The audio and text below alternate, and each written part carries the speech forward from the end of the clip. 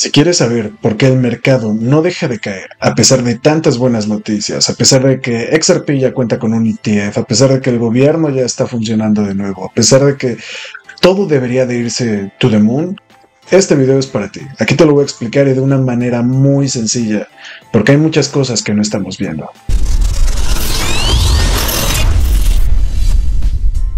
Y es que seguramente ya llevas varias semanas escuchando respecto al QE o al QT, ¿verdad? Pero a su vez nadie te dice de qué se trata esto, cómo afecta a los mercados. Y es que estando en nuestro mundo cripto muchas veces no nos damos cuenta u olvidamos que el nivel macro realmente importa e importa bastante y nos afecta de una manera que no tienen ni idea. Sin embargo, es muy importante entender qué es el QT, el QE y por qué llegamos a tenerlo y cómo nos afecta. Porque a pesar de que es algo que no está siendo planeado para afectar al cripto, vaya que nos mueve. Entendámoslo en forma fácil como que el QT es drenado de liquidez del mercado, mientras que el QE es una inyección de liquidez en el mercado. Esto gracias a la Reserva Federal, la cual va a decidir en el QT ponerle un alto a la inflación y buscar controlarla, mientras que el QE lo que va a intentar es estimular la economía para que haya más gasto, para que sea más barato el poder pedir un préstamo, para que sea más barato el poder invertir. Entonces, QT es prácticamente drenado de liquidez del mercado. QE es inyección de liquidez en el mercado. Esto es prácticamente una estrategia que se utiliza a conveniencia dependiendo de la situación macroeconómica, dependiendo del empleo y dependiendo del PIB y otros factores. Ahora, aparte de esto, quiero que entiendas que hay otro término por ahí que es bastante importante. Esta se llama curva de rendimiento, la cual, para no hacerlo muy complicado y con términos de más, es una curva la cual nos indica que los intereses, mientras mayor sea el tiempo del préstamo que se hace por parte de las instituciones, el interés es mayor. Es decir, a mayor tiempo, mayor riesgo, por lo tanto el interés es más grande. Mientras menor sea el tiempo, los préstamos a corto plazo deberían de tener un interés menor. Pero ¿qué sucede cuando esta curva cambia y se invierte? Bueno, lo que sucede es que nos están diciendo ahora que los intereses que deberían de ser mayor a largo plazo ahora son menores que los intereses a corto plazo. Y esto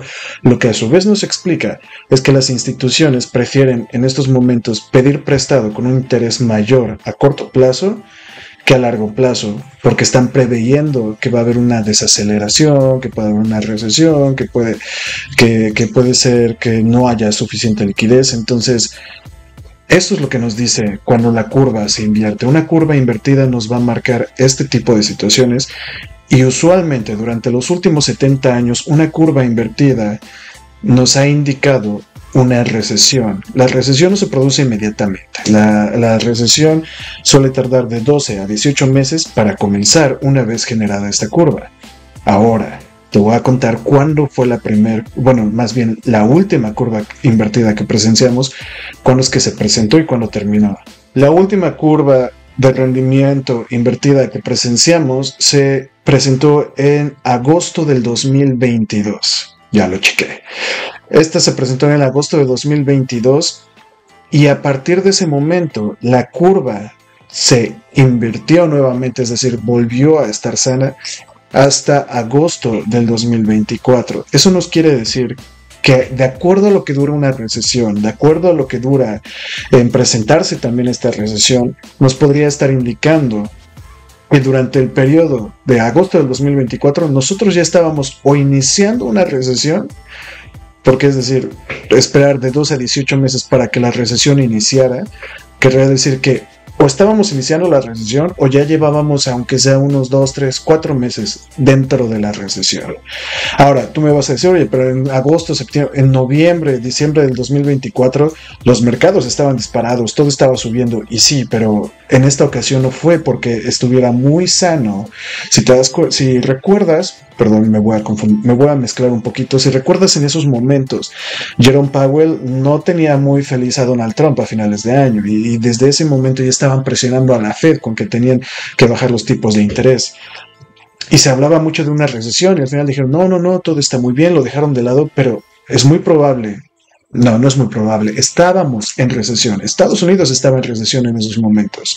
Esta curva no se equivoca. Uno, Y lo que indica recesión, todo lo que te describe como recesión estuvo presente. ¿Cómo qué? Bueno, por ejemplo, para validar una recesión tenemos el PIB, el Producto Interno Bruto. Hubo 2 trimestres consecutivos de la contracción económica, lo que es una señal clásica de una recesión. Por otro lado, el desempleo. La tasa de desempleo alcanzó su nivel más alto en 4 años en ese periodo, indicando que el mercado laboral estaba debilitado. Otro punto es la confianza del consumidor. Los índices de confianza del consumidor cayeron significativamente, lo que refleja que la gente estaba preocupada y redujo su actividad económica. Otro último punto que tenemos para confirmar que estuvimos en una recesión durante todo ese periodo de agosto de 2024 y que las recesiones duran por lo general de 10 a 14 meses, si no me equivoco, 10 a 18, dura un poquito más allá de un año, eso sí estoy seguro. Es que la inversión y el consumo, se observó la desaceleración en la inversión empresarial y el consumo de los hogares. Entonces, palabras fáciles, hubo desaceleración, hubo contracción en el PIB, hubo desempleo, el mayor en 4 años. Todos estos factores nos indican que estuvimos en una recesión a partir del 2024 en agosto. En ese momento ya estábamos dentro de una recesión. Una recesión en promedio, ya chequé, dura aproximadamente de 17 a 18 meses. Entonces estamos hablando de que duran un poquito más de un año, año y medio. Entonces, si pensamos que en agosto del 2024 ya estábamos en recesión, es muy probable que al día de hoy estemos en las últimas etapas de una recesión económica en Estados Unidos. Ahora, una vez que esta curva se presenta, ¿qué es lo que sigue? ¿Cuál es el plan de acción que sigue después de que una curva invertida se presenta? Bueno, en su momento, Jerome Powell lo que buscó fue salvar el mercado, buscar el trabajo, buscó combatir la inflación para salvar el empleo, a pesar de que ya estábamos con esta recesión. Implementó el QT. El QT recortó, vas a decir, oye, pero esto no es bueno para los mercados. Bueno, a Powell lo que le interesó en su momento fue salvar los empleos y después iba a tener que lidiar un poquito más con el tema de recesión.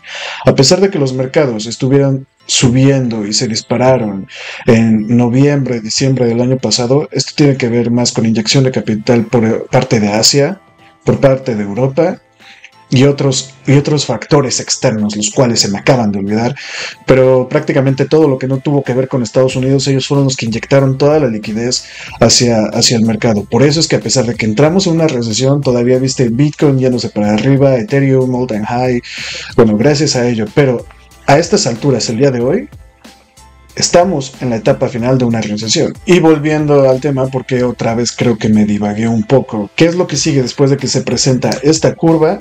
Bueno, ahora lo que toca es que la Fed intente salvar un poquito la economía, incentivar y reactivar la economía con un QE, el cual se especula que Jerome Powell piensa activar a partir del 1 de diciembre. Esto nos ayudaría bastante. Esto prácticamente es terminar el QT, terminar todo el drenado de liquidez, terminar todas esas ventas por parte de la Reserva Federal y empezar a inyectar dinero en el mercado. Y una inyección por parte de la Reserva Federal, una activación del QE, eso todavía nos da la oportunidad de ver a Bitcoin generando nuevos máximos históricos, ¿verdad? Entonces, ahora para entender todo lo que está sucediendo en el mercado, sabiendo lo que es una curva de rendimiento invertida, sabiendo cómo funciona la recesión, en qué momento comenzamos a estar en recesión, en qué momento de la recesión estamos ahorita, que ya es el final, ¿cómo se alinea todo esto con el cripto, con Bitcoin, con los mercados? Bueno, prácticamente a pesar de que ahorita tenemos una inflación de aproximadamente el 1.57, si no me equivoco, no se está moviendo la economía precisamente porque para que los institucionales, las personas, para que todos decidan que es atractivo invertir en sectores de riesgo como Bitcoin, altcoins y todo este tipo de cosas, la inflación debe de ser alta, no debe de ser tan rentable el ahorrar o el invertir en bonos como lo son los activos de riesgo. En este caso estamos en 1.57, lo cual todavía nos dice que sigue siendo rentable el ahorro, el dinero todavía no tiene tanta inflación, vale más, por lo tanto, no vale tanto la pena correr el riesgo. Entonces el mercado, en pocas palabras, está parado. No hay más. El mercado está parado, no hay liquidez, no hay de dónde exprimir, no hay cómo incentivar. Bitcoin está perdiendo niveles importantes, los cuales, a pesar de que aún no se confirma que es un hecho cambio de tendencia, ya lo vemos bastante debilitado. Sin embargo, ¿qué es lo que nos puede salvar? La llegada del QE, la llegada de esa inyección por parte de la Reserva Federal. Porque si estamos en la última etapa de una recesión, lo que sigue después de una recesión siempre es un impulso alcista muchísimo más fuerte que el anterior. Esto es por ley. Siempre que estamos en una recesión, la Fed va a empezar a recortar tasas de interés, va a empezar a beneficiar un poquito más a la inflación. La inflación va a dar paso a mayor liquidez en el mercado y a asumir más riesgos en activos como lo son Bitcoin, Ethereum, todas estas monedas. Entonces, ¿dónde estamos en el mercado? Estamos en un punto donde no hay interés, y no hay interés porque no hay liquidez. Si llegamos a ver este QE activado para el 1 de diciembre, tenemos una opción a que presentemos un periodo alcista bastante fuerte, del cual mucha gente ni siquiera se podría imaginar.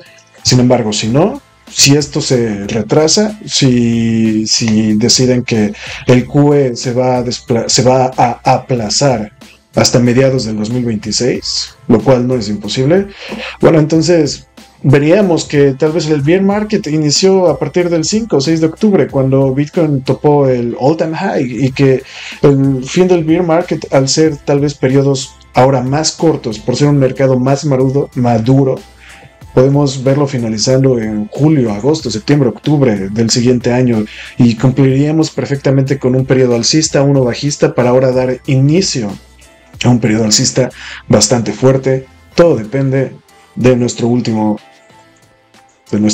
moneda, que es Jerome Powell con ese QE. Ahora ya entiendes lo que es el QE, ya entiendes lo que es el QT, lo que es una curva de rendimiento, y aparentemente sí estábamos en recesión, la cual muchas veces se intentó maquillar, pero investiga por tu cuenta si no me crees, y te darás cuenta de que la recesión ha estado bastante presente, y lo que está sucediendo el día de hoy es consecuencia de ello.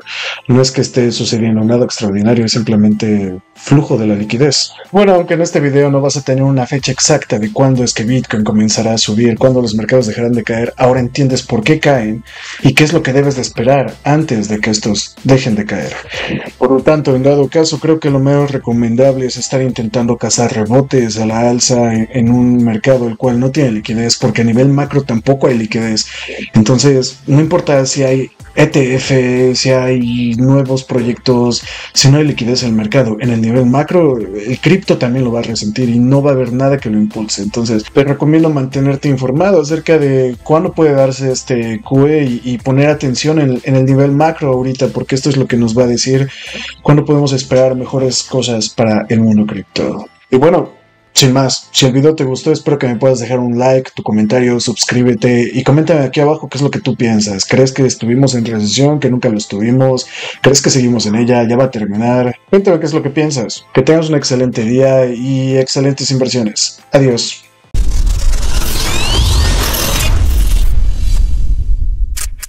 Sabía que te ibas a quedar hasta el final. Bueno, te voy a dar tu extra tip del día.